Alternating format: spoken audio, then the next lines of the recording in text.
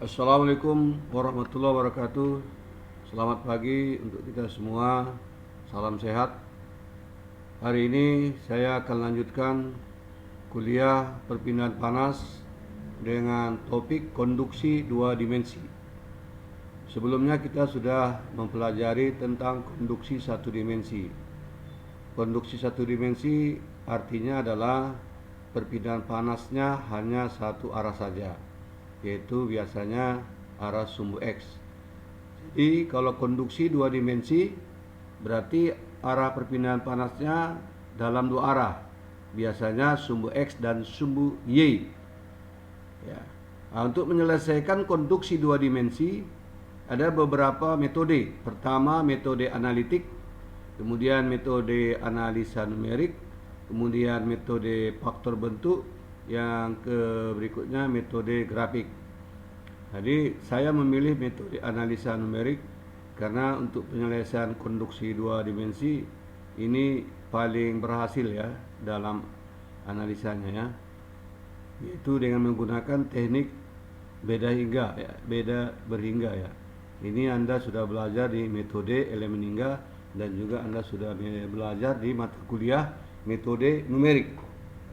Baik, perhatikan gambar di bawah ini sebuah benda dua dimensi. Berarti dua dimensi arahnya tadi arah sumbu X ini ya. Satu lagi arah sumbu Y. Dibagi dengan jenjang ganjil ya, seperti pada gambar. Perhatikan, katakanlah mula-mula kotak-kotaknya seperti ini ya. Kotak ini kita bagi ada 4 kotak kecil yang kita sebut jenjang kecil ya. Dengan tebalnya masing-masing delta X dan delta Y. Kemudian pada gambar ini terlihat ada beberapa titik ya, ada 5. Pertama yang di tengah ini. Yang di tengah itu koordinatnya kita sebut M, N. Kemudian yang sebelah kanan koordinatnya adalah M tambah 1, N. Kemudian sebelah kiri koordinatnya adalah M dikurang 1, N. Yang di atas kemudian M, N tambah 1. Kemudian yang paling bawah M, N dikurang 1. Kita akan coba menganalisa dari perpindahan panas ini ya. Jadi arah perpindahan panas itu semua menuju koordinat M, N ya. Nah, seperti persamaan ini ya. Nih. Jadi dari M kurang 1, N berarti ini titik sebelah kiri ya. Titik sebelah kiri berarti dia arah sumbu X ya ke M, N. M, N berarti ke tengahnya ya. Nah, perpindahan panasnya ini ya menggunakan rumus Fourier ya. Nah, perhatikan di sini kalau dibagi dengan tebalnya delta X berarti arah perpindahan panasnya sumbu X. Berarti luasnya adalah A itu delta Y. Kita ambil arah kedalamannya itu satuan. Berarti A-nya itu delta Y kali 1 ya. Selisih suhunya adalah ini ya, Tm kurang 1, N dikurang temperatur M, N di tengah. Nah, berikutnya dengan cara yang sama, dari M tambah 1, N ke titik tengah M, N ya. Nah, arah perpindahan panasnya juga masih arah sumbu X, maka tebalnya delta X ya. Nah, jadi kalau Anda perhatikan di sini tebalnya itu delta X berarti arahnya sumbu X. Nah, luasnya adalah delta Y kali 1 ya. Nah, selisih temperaturnya ini ya, yaitu ini dikurang ini ya. Oke, dengan cara yang sama juga kita lihat dari M, N tambah 1, titik yang di atas ya. Titik yang di atas yaitu M, N ya. Dari M, N tambah 1 menuju M, N ya. Nah, berarti arah perpindahan panasnya ke arah sumbu Y. Berarti tebalnya adalah delta Y. Luasnya adalah delta X kali 1 satuannya. Nah, dengan cara yang sama juga kita dapatkan bahwa dari titik paling bawah juga perpindahan panasnya itu ya ini dia rumusannya ya. Nah, berarti arah sumbu tebalnya adalah ke arah sumbu Y ya. Maka luasnya adalah delta X kali 1. Jadi kalau kita jumlahkan persamaan ini ya, 1 2 3 4 kita buat sama dengan 0. Ini dia jumlahnya ya. Nah, yang ini tambah ini tambah ini tambah ini, hasilnya sama dengan 0. Kemudian nanti kita lihat bahwa karena bentuk kubus, artinya delta X sama dengan delta Y, maka bisa hilang delta X dengan delta Y habis dibagi, K-nya itu nanti ya tinggal hilang juga ya, karena pindahkan ke kanan ya, sama dengan 0. Jadi sehingga persamaan ini ya kita lihat Tm kurang 1, N ya, kemudian Tm tambah 1, N, kemudian Tm, N kurang 1 ditambah Tm, N tambah 1. Nah, di sini ada 4. Ada 4 Tm, N ya. 1 2 3 4. Berarti di sini kurang 4 Tm, N sama dengan 0. Nah, inilah persamaan umum untuk node dalam kita sebut ya. Node dalam itu ya ini tadi, titik M, N tadi ya. Nah, jadi dengan menggunakan persamaan ini nanti kita bisa otomatis menghitung distribusi temperatur atau distribusi suhu. Laju aliran panas ya ini Q ya. Q sama dengan kita jumlahkan aja ya. Ini artinya jumlah K kali delta S kali delta T per delta Y ya. Ini adalah rumus apa? Hukum Fourier ya. Oke, kita lihat gambarnya ini ya, kita lihat ada contoh ya. Contoh daripada persamaan node dalam. Perhatikan pada gambar ada titik 1, ada titik 2, ada titik 3, ada titik 4 ya. Di atas suhunya 500, sebelah kiri 100, bawah 100, sebelah kanan 100. Nah, tentukan distribusi suhu laju aliran panas ya. Kita lihat penyelesaiannya. Untuk menyelesaikan ini gunakanlah persamaan A ya. Pertama node 1, ini node 1 ya. Di tengah dia ya. Dengan cara mudah bisa kita hitung ya. Dari sini aja ini sudut T2 ini ya, T2 tambah 500 tambah 100 tambah T3 dikurang 4T1. Rumus ini kan sama dengan rumus persamaan A sebelumnya ya. Nah, jadi nanti kita selesaikan masing-masing setiap node. Jadi node 1 ini, node 2 ini ya, ini node 2 yang di tengah dia. Ya, kita sebut node dalam namanya. Persamaannya ini T1 tambah T4 tambah 100 tambah 500 dikurang 4T2 sama dengan 0 ya. Nah, node 3 juga dengan cara yang sama, ini di tengah ya. Bisa mulai dari sini T4 tambah T1 tambah 100 tambah 100 dikurang 4T3. Boleh juga dari sini ya, 100 tambah T4 tambah T1 tambah 100. Atau boleh juga T1 tambah 100 tambah 100 tambah 100. Boleh cara menyusunnya seperti itu, nggak ada masalah. Kemudian node 4 ya, persamaan nodenya ini ya. Dengan cara yang sama, T2 tambah T3 tambah 100 tambah 100. Kurang 4T4. Jadi perhatikan selalu dia kurang 4T ya, untuk temperatur di tengah. Ya, kurang 4 sama dengan 0 ya. Oke.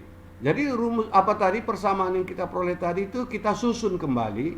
Kita tulislah ini persamaan 1, ini untuk node 1, ini untuk node 2, ini untuk node 3, ini untuk node 4 ya. Nah, di mana di sini T1 sama dengan T2, T3 sama dengan T4. Kenapa? Karena bentuknya simetris. Kenapa disebut simetris? Ini, perhatikan gambar ini. Ya, di sisi kiri temperaturnya 100, di sisi kanan juga temperaturnya 100. Nah, karena sama-sama 100 ya, maka kita anggap itu, kita sebut namanya simetri. Kalau simetri itu berarti apa?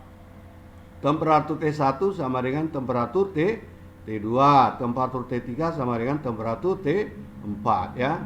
Nah, dengan menggunakan metode eliminasi ya, dengan menggunakan metode eliminasi kita gabungkan aja ini ya, persamaan 5 dan persamaan 6, maka nanti ya, perhatikan di sini ya.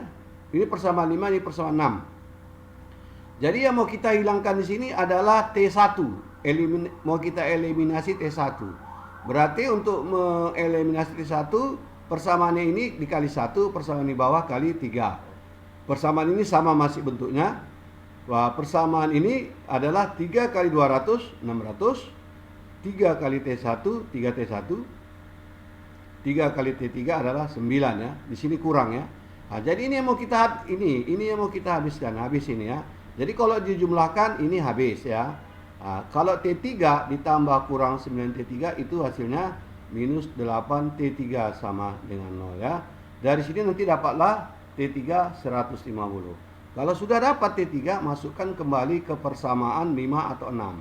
Sehingga nanti didapatlah T1 sama dengan 250. Dengan demikian T1 sama dengan T2 sama dengan 250, T3 sama dengan T4 150. Jadi masing-masing temperatur ya T1, T2, T3 dan T4 sudah bisa kita selesaikan. Untuk perpindahan panasnya nanti ya bisa kita lihat. Ini tadi jawaban daripada apa ya penyelesaian. Ini T1, ini T2, ini T3, ini T4 ya. Ya kita lihat apanya laju aliran panasnya ya. Rumusnya yang ini. Untuk permukaan 500 ini 500 ya. Nah, ini ya delta K delta S kali delta Y. Delta T-nya yang mana? Ini kalau 500 ya. 500 ya, perhatikan permukaan. Berarti dari sini 250 kurang 500 ini dia. Ditambah 250 kurang 500. Ini hasilnya. Maka kalau dijumlahkan itu minus 500. Maka kalau kita kalikan minus kali minus jadi positif 500 ya. 500 K ya, bukan Kelvin ya. 500 K ini ya. Delta X kan sama dengan delta E. Berarti habis ya. Untuk permukaan 100, perhatikan permukaan 100 ada 3 ya. 1, 2, 3. Pertama kita mulai dari sini. 250 kurang 100, ya kan? 250 kurang 100. Kemudian 150 kurang 100 ya. 150 kurang 100, kemudian 150 kurang 100 lagi. 150 kurang 100, kemudian 150 kurang 100.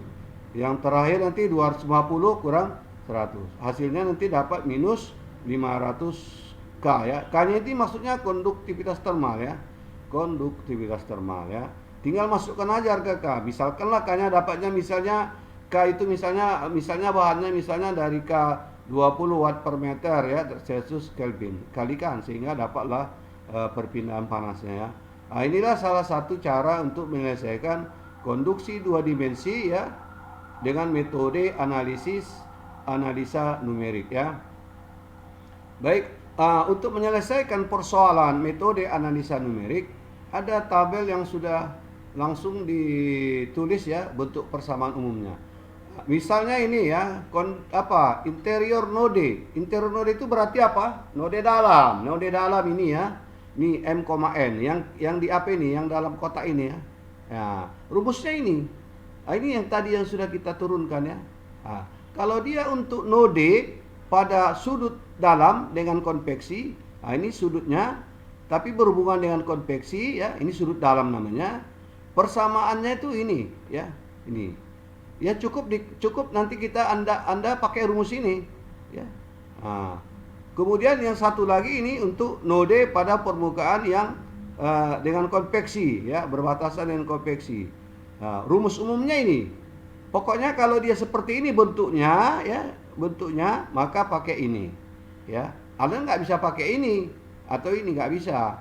Karena apa? Karena tidak sesuai dengan gambarnya ya. Kemudian untuk apa ini? Sudut luar ya. Node sudut luar dengan konveksi. Ini rumus umumnya. Ini untuk batas isolasi ya. Ini diisolasi nanti. Ini bukan isolasi tapi adalah perpindahan panas dengan adanya kalor yang dibangkitkan ya. Rumusnya ini. Inilah kuliah kita pada hari ini. Mudah-mudahan bisa dipahami ya. Mungkin nanti kita akan lanjutkan pada sesi berikutnya. Terima kasih atas perhatian saudara. Saya sudahi. Assalamualaikum warahmatullahi wabarakatuh dan selamat pagi.